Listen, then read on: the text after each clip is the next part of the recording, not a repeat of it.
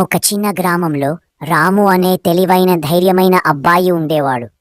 అతనికి ఎవరూ వెళ్ళని పాత ప్రదేశాలను వెతకడం చాలా ఇష్టం. ఒక సాయంత్రం అతను అడవికి అంచున ఉన్న పాత విడిచిపెట్టబడిన భవనం వైపు నడిచాడు. అక్కడ భూతముంటుందని అందరూ నమ్మేవారు. రాము లోపల అడుగు పెట్టగానే ధూళి కప్పిన నేలపై ఓ వెలుగుల మబ్బు తేలింది. దాని నుండి భయంకరంగా కాకుండా స్నేహపూర్వకంగా కనిపించే ఓ భూతం బయటకు వచ్చింది. భూతం తన కథ చెప్పింది.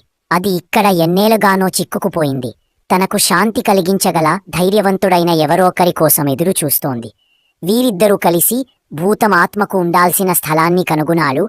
నక్షత్రాలతో నిండిన ఆకాశం క్రింద కొండచర్యపై భూతం రామును ధన్యవాదాలు తెలిపి నెమ్మదిగా కాంతి కణాల్లా కరిగిపోయింది.